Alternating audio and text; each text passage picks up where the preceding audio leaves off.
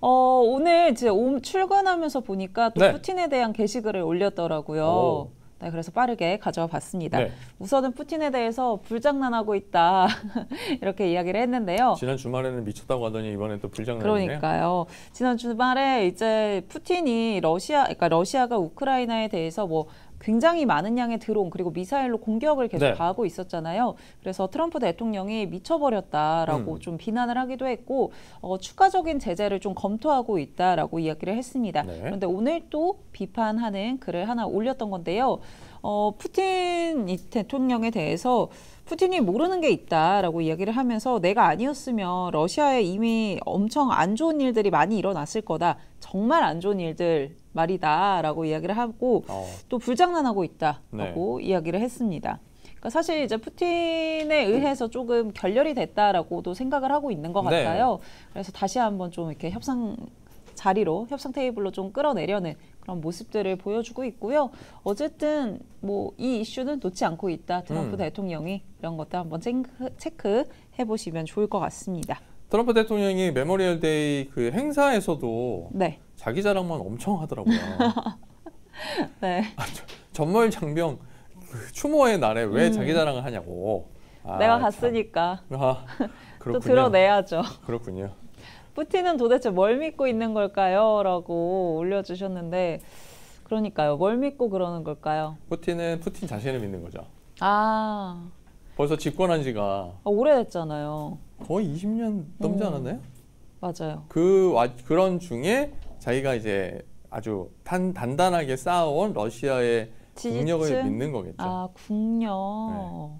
네. 그리고 사실 전쟁을 빨리 끝내기가 부담스러운 게 지금 러시아 경제는 전쟁에 관한 물자를 생산하고 네. 이걸 가지고 계속 경제가 돌아가고 있는 상황이라 이게 어느 순간에 또 딱 중단이 된다면 경제가 다 지금 단절되어 있잖아요. 네. 해외하고 그게 좀 뭔가 돌아가면서 전쟁 이슈에 따른 어떤 생산 활동을 줄여가야 이게 충격이 덜할 텐데 상대적으로 그 충격도 클 거거든요. 그러니까 지금은 경제가 전체적으로 좀 전쟁에 포커싱이 맞춰져서 그렇죠. 돌아가고 있으니까 네. 아무래도 갑자기 중단하기는 좀 어려울 것 같고 근데 트럼프 대통령이 계속 요구하는 거는 갑자기 중단하라고 하는 거잖아요.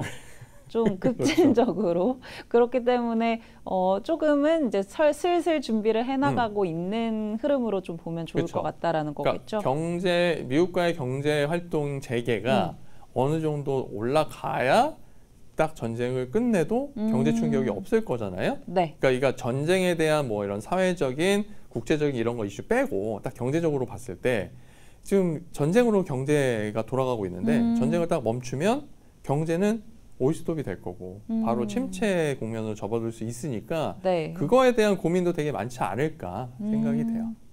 그러니까 우선은 외부적으로는 관심 없고 강한 모습들을 계속 연출을 하고 있고 네. 근데 내부적으로는 조금 정돈해 나가고 있지 않을까 뭐 이렇게 추측해 보면 좋을 것 같습니다. 네. 우렁님이 질문하셨습니다. 왜 추인가요? 그건 네. 주영 캐스터가 바로 설명하기에 추가 저를 닮은 그렇죠. 건가요? 제가 더 나이가 많아서 한 잔에 오늘 한잔 합니까? 한잔 해보도록 하겠습니다. 네. 그리고 또 트럼프 대통령 어제 많이 보신 분들도 있을 것 같은데 유럽에 50% 관세 부과한 거에 대해서도 이야기를 했죠. 네. 굉장히 만족하고 있다라고 이야기를 했습니다. 그동안 유럽이랑은 계속 느릿느릿하게 이 협상이 진행이 됐었는데 내가 이렇게 함으로써 유럽이 빠르게 연락이 왔다. 그래서 굉장히 좋다라고 이야기를 했고요. 기억을 해라. 나는 협상을 타결하지 못하거나 부당한 대우를 받으면 이렇게 협상을 설정할 권한이 있다라고 이야기를 했습니다. 그래서 이렇게 셋더 딜 네. 이렇게 한번 표시를 해봤고요. 뭐 어쨌든 굉장히 만족스럽다라는 이야기를 했고 시장에서도 이런 부분들이 충분히 반영이 된 것 같아요. 네. 그래서 이런 소식도 있었다라는 거 체크해 보시고요. 또 캐나다 소식도 하나 가져와 봤습니다. 캐나다 이야기도 올린 지가 얼마 안 됐더라고요. 네. 그래서 빠르게 가져와 봤는데요. 골든돔 시스템 네. 이야기를 했습니다. 우리가 이제 설치하는 골든돔 뭐 원할 것 같다라고 이야기를 하면서 캐나다가? 네. 캐나다도 이렇게 보호받기를 원할 것 같다라고 이야기를 했는데 만약에 별개의 국가로 남으면은 이런 골든돔 시스템 이용하는 거 610억 달러가 드는데 만약에 우리 1원이 된다? 네. 그러면 0달러다. $0라고 이야기를 했습니다. 어떻게 왜 그러는 겁니까 진짜? 자꾸 이거. 지고 흔들려고 하죠. 와, 네. 공짜 우리 51번째 주가 되면 이 얘기잖아요. 맞습니다. 와, 그래서 대단합니다. 잊을만 하면은 가지고 오는, 놓질 않습니다. 4년 내내 그러지 않을까라는 그러네요. 생각도 드는데요.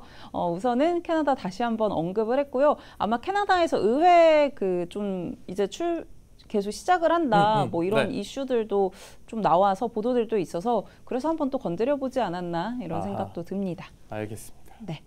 그리고 앨런 머스크 네. 한번 가져봤습니다. 사실 요거 전달을 계속 해드렸던 소식들이었죠. 뭐 나 일주일 내내 일할 거다 24시간 네. 이런 소식도 전달을 해드렸었고 뭐 X에서 좀 문제가 있었다. 그렇기 때문에 이 부분에 좀 집중할 거다라는 이야기들도 했던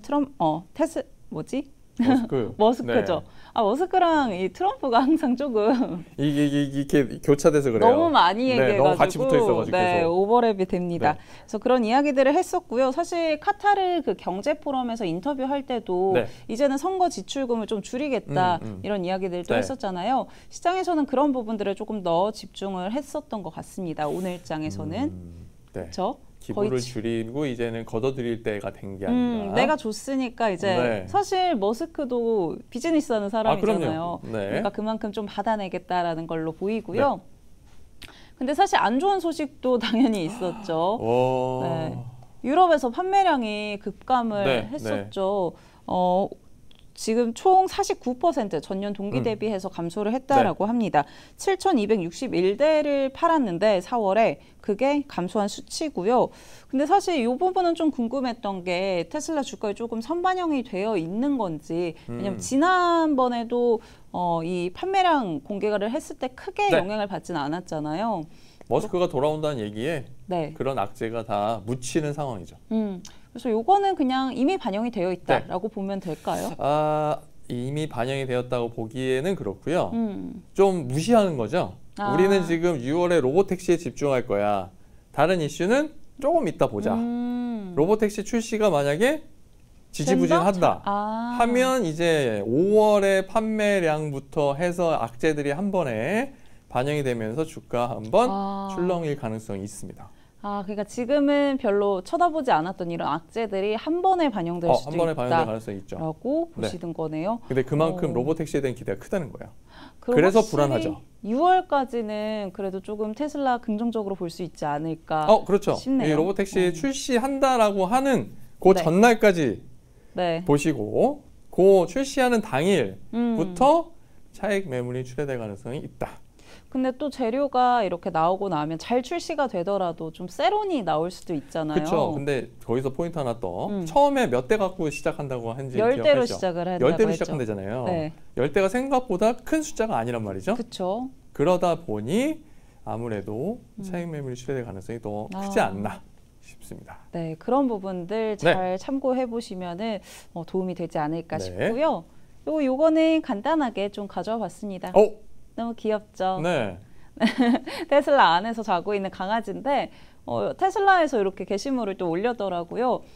강아지 모드가 있어요. 그래서 뭐 여기 내용을 보니까 강아지들도 쇼핑에 지친다라고 이야기를 하면서 반려견 모드를 좀 활성화해서 여기서 이렇게 잘 수가 있다라는 이야기였습니다.